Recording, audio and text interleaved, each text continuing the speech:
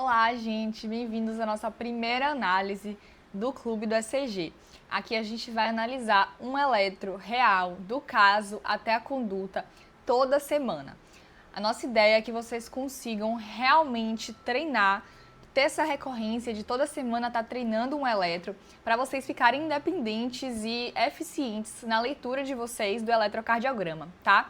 Aqui a gente vai variar eletros mais simples, traçados mais básicos, com traçados mais avançados e mais difíceis, porque a ideia é justamente que vocês saiam do básico e consigam fazer análises de eletros avançados e mais difíceis, que inevitavelmente vão aparecer na prática de vocês de plantão, no dia a dia e na vida, tá?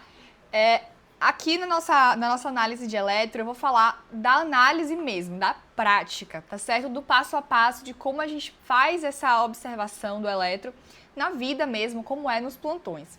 Aqui eu não vou focar muito na teoria por trás, eu vou dar algumas explicações, claro, mas se você sentir que você está precisando de uma base maior, se você está começando a ver eletro pela primeira vez agora, vai lá dar uma olhada na minha aula de base do eletrocardiograma, que lá eu explico bem direitinho o eletro do zero até as ondas e a frequência e tudo mais, tá? Porque aqui é mais o passo a passo da análise mesmo. E também, se você quer se aprofundar um pouco mais nesse tema do nosso eletro, toda semana a gente vai também estar liberando uma aula mais da teoria, mais aprofundada no assunto do eletro da semana, tá certo? Mas vamos lá começar nossa primeira análise. Bom, esse é o nosso primeiro traçado, eu classifiquei ele como um traçado mais básico, tá? Nível de dificuldade 1. Toda semana eu vou dar um nível de dificuldade para o nosso eletro, para a gente ir mesclando um pouquinho. Esse eletro foi de uma senhora de 60 anos que chegou no pronto-socorro, chegou na emergência, com a queixa de tontura ocasional e hoje, na hora do almoço, ela estava sentada comendo e desmaiou. Esse apagão durou alguns segundos e depois ela acordou espontaneamente, sem sonolência, sem desorientação. Aí você perguntou se ela sentiu alguma coisa aí antes desse desmaio, se ficou enjoada, tonta, sudorenta. E ela disse que não sentiu nada, que estava almoçando normalmente e simplesmente apagou e depois acordou, como se nada tivesse acontecido. Agora ela está assintomática, está conversando com você normalmente, orientada, sinais vitais normais e está estável. Aí você pede o eletrocardiograma. Por quê? Sempre que a gente vai investigar síncope na emergência, a gente pede um eletrocardiograma, tá? É o primeiro exame. E a gente vê alguns sinais de alarme aí na história dessa senhora. Ela já é uma idosa e ela teve uma síncope sem pródromos, o que fala contra a possibilidade de ser uma síncope vasovagal, por exemplo, que é uma causa benigna. Ela não teve pródromos, foi uma síncope que a gente chama de desliga-liga, né? Que ela apagou sem sintoma antes e depois acordou como se nada tivesse acontecido. Então isso chama atenção também na história. Ela não tinha nenhuma comorbidade, não usava nenhuma medicação. Então a gente pediu o eletro e foi isso aqui que apareceu. Vamos lá dar uma olhada. Uma coisa que é interessante a gente fazer quando pega um eletro é dar uma olhada no todo, no geral, ver se tem alguma coisa que chama a nossa atenção em questão de ritmo. Primeiro a gente olha a floresta para depois analisar as árvores. Então, primeiro a gente dá uma olhada geral no eletro para depois ir no passo a passo. Então, aqui logo de cara a gente percebe que tem alguma coisa de diferente nesse ritmo, que é um ritmo irregular, ou seja, não são todos os intervalos RR que estão iguais. A gente percebe que tem uns espaços maiores. Aí o que a gente precisa definir é um ritmo irregularmente irregular, ou seja, completamente aleatório, ou existe um padrão dessa irregularidade. E aqui facilmente a gente consegue observar que temos um padrão de 2 QRS, uma pausa maior, depois mais 2 QRS, outra pausa maior e depois mais 2 QRS. Então existe esse padrão, tá? 2 QRS pausa, 2 QRS pausa. Mas vamos lá olhar nossa frequência e começar nosso passo a passo direitinho. Para contar frequência, eu sempre escolho um QRS que caia numa linha dessas mais grossas, que fica mais fácil de contar. A gente pode fazer 300 dividido pelo número de quadradões ou 1.500 dividido pelo número de quadradinhos, ou ir contando da seguinte forma: 300, 150, 100, 75, aqui seria 60. Então tá em torno de 60, 62 batimentos por minuto. É uma frequência normal, quase bradicárdica, mas normal. Vamos partir agora para a análise das ondas individualmente. Comecem a prestar atenção na morfologia das ondas para você ir acostumando os seus olhos com as diferenças sutis entre uma onda P e uma onda T. Porque a onda P ela tem cara de onda P, a onda T ela tem cara de onda T. Então, para vocês conseguirem, quando estiver num ritmo mais caótico, vocês conseguirem identificar qual é qual. Então, aqui a gente começa com a nossa onda P. Ela é uma onda mais larguinha, mais baixinha e ela é simétrica. A gente tem o nosso complexo QRS. A onda R é sempre a onda que está positiva, a onda S sempre vem depois da onda R. Ela pode ser negativa, pode não estar presente. E a onda Q, que é a primeira, nesse de cima ela não aparece muito, mas nesse de baixo a gente consegue ver um pouquinho. Nem sempre ela precisa estar presente também, ou ela pode estar bem pequenininha. A principal é a onda R, que é a positiva. Depois a gente tem a onda T. Ela é uma onda que ela é assimétrica e a gente diz que ela é em montanha-russa, o padrão normal dela. Ela sobe mais lenta e desce mais rápida.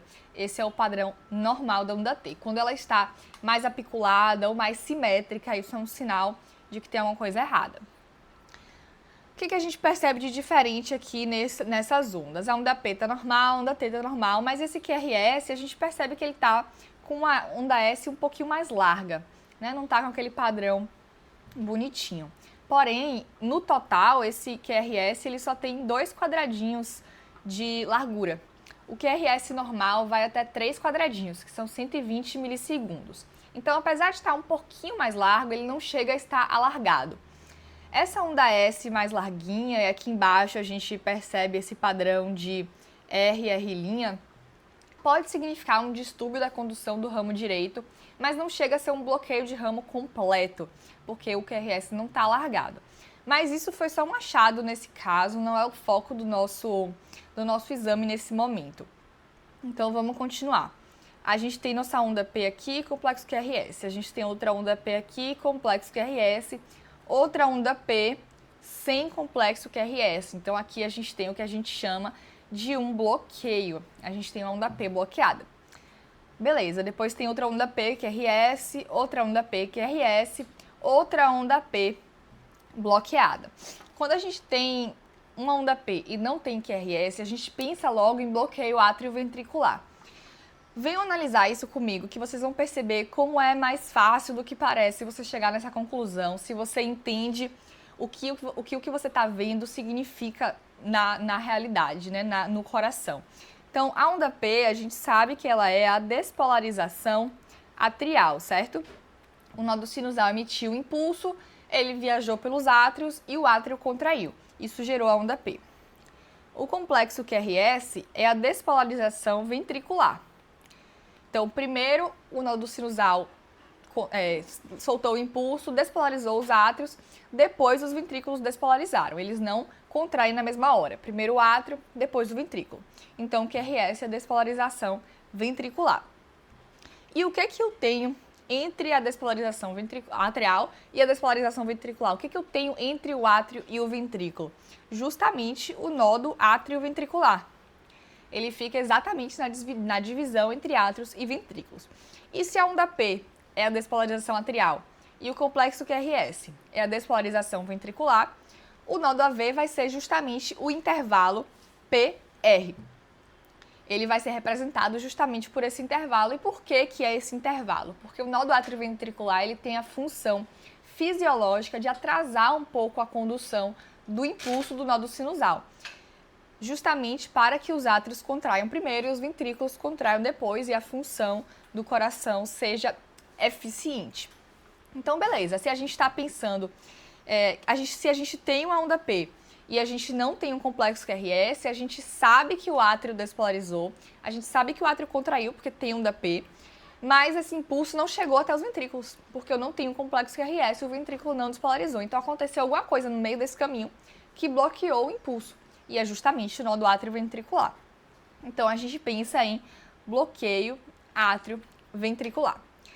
Muito bem, bloqueio átrio ventricular, a gente tem 3 graus.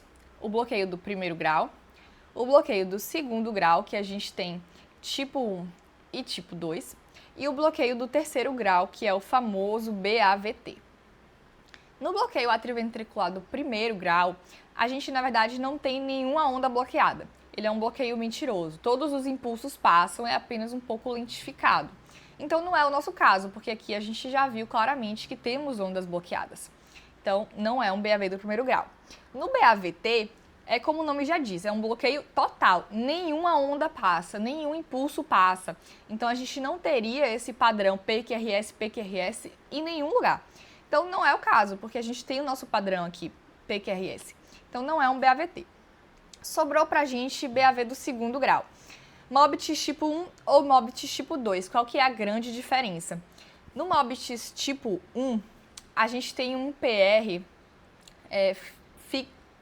um PR que vai se alargando aos poucos. Então, o PR, o intervalo PR normal, ele tem menos de 200 milissegundos ou 5 quadradinhos. Vamos ver quanto é que tá o nosso aqui da imagem. 1, 2, 3, 4, 5.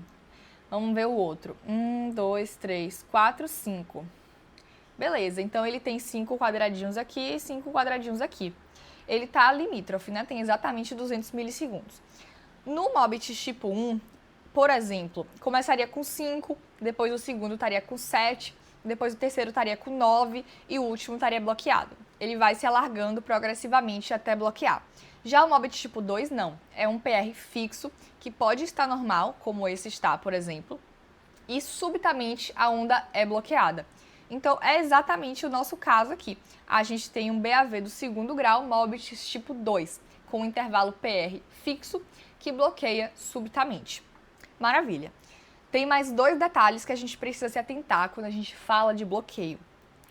A primeira coisa é que a onda P, as ondas P, elas têm que estar em intervalos regulares, elas têm que seguir a mesma frequência, porque o nó do sinusal está funcionando normalmente. Então, a onda P bloqueada, ela tem que cair exatamente onde ela deveria cair. Ela não pode estar nem atrasada, nem adiantada. Então, para isso, a gente dá uma olhadinha na frequência entre elas. A gente pode contar por aqui do começo dessa onda P até o começo dessa onda P, depois até o começo dessa onda P. A gente tem aqui 1, 2, 3, 4 quadradões e meio. E aqui a gente tem 1, 2, 3, 4 quadradões e meio. Então, tá regular. Maravilha. Outra coisa que a gente precisa observar é que, deixa eu dar uma apagada aqui para ficar mais claro, é que esse intervalo entre esse QRS aqui e esse QRS aqui tem que ser equivalente a 2 RR. Então, tem que ser equivalente a 2 intervalos RR, por exemplo. Então, aqui a gente tem 1, 2, 3, 4, quase 5 quadradões. Aqui a gente tem que ter, aqui tem 4 e pouquinho quadradões, teria que ter quase 9 quadradões. Então, 1, 2, 3, 4, 5, 6, 7, 8, 9. Perfeito. Então, esse intervalo entre o último QRS antes do bloqueio e o primeiro QRS após o bloqueio tem que ser equivalente a 2 RR normais do traçado. Então, beleza, a gente já identificou que a gente está tratando aqui de um bloqueio atrioventricular do segundo grau, MOBITS tipo 2. Beleza, mas lembrem-se, tem uma senhora de 60 anos na sua frente, o que você vai fazer com ela? Você vai internar, não vai? Vai mandar cardioverter? Vai fazer alguma medicação? Vai mandar para o marca-passo? O que a gente faz agora que a gente fez esse diagnóstico? Vamos lá ver juntos. A gente tem 2 possibilidades. O bloqueio atrioventricular do primeiro grau e o bloqueio atrioventricular do segundo grau, MOBITS tipo 1, eles são bloqueios benignos. Dificilmente eles vão causar uma instabilidade na pessoa, levar ela para emergência ou dar muitos sintomas. Então, normalmente, não precisa de marca-passo. Já o BAV do segundo grau, tipo 2, e o BAVT, esses sim são bloqueios malignos. E eles precisam ir para o marca-passo. Esses sim são pacientes que podem chegar com instabilidade na emergência e demandar condutas mais urgentes. Como é que eu digo que um paciente está estável ou instável na emergência no caso de uma bradicardia, de um bloqueio? A gente tem os 4 Ds da instabilidade: dispneia, dor torácica, diminuição do nível de consciência ou desmaio e diminuição da pressão. Então, se uma pessoa chegou hipotensa, ou meio sonolenta, ou com uma dor no peito, ou uma falta de ar, a gente já classifica essa pessoa como instável. Essa nossa paciente do caso, a senhora, ela teve um episódio de desmaio, ela tá tendo um episódio de tonturas recorrentes, mas nesse momento que a gente está avaliando ela tá estável. Mas ela tem um bloqueio maligno, ela tem um BAV do 2º grau tipo 2. Então ela tem indicação de marca-passo. Então a gente vai sim internar essa paciente para encaminhar ela para a colocação de marca-passo o mais rápido possível, porque se a gente mandar ela para casa só porque nesse momento ela está estável, ela pode estabilizar a qualquer momento, ela pode desmaiar no meio da rua e cair, é perigoso. Então a gente vai manter ela internada e vai solicitar um marca-passo permanente, tá? Se ela tivesse instável, a gente também teria indicação de fazer o marca-passo, mas o marca-passo definitivo ele leva algum tempo, né? São feitos por arritmologistas, é algo mais específico. Então a gente teria a opção de passar um marca-passo transcutâneo ou um marca-passo transvenoso ali na emergência. Caso não fosse disponível na emergência esses marca-passos, ou às vezes a pessoa não sabe passar, a gente poderia fazer a atropina. É a primeira droga de escolha no caso de bradicardias ou de bloqueios importantes com instabilidade. A gente faz até 3 ampolas de 1 mg de atropina em bolos. Se não resolver, a gente pode partir para dopamina, em bomba de difusão contínua. Dopamina não confunda com dobutamina, são drogas diferentes. A gente pode fazer dopamina e também solução de adrenalina em bomba de difusão contínua, tá? É uma solução de adrenalina, não é em bolos, como na PCR, é em bomba de infusão. Então a gente teria essas opções. Mas, maravilha, pessoal. Essa foi a nossa análise. A gente começou com o caso da nossa senhorinha com a síncope, analisamos o eletro dela, demos o diagnóstico e chegamos até a conduta, que no caso dela vai ser internamento e solicitação de marca-passo definitivo. Qualquer dúvida que vocês tiverem a respeito dessa aula, desse eletro ou de outros eletros que apareçam no seu dia a dia, manda lá na nossa comunidade que eu vou responder, seus colegas podem responder e é uma troca de experiências e de conhecimento muito legal, tá? Então deixa a sua dúvida lá na comunidade e faz o quiz aí para testar seus conhecimentos que a gente se vê na próxima semana.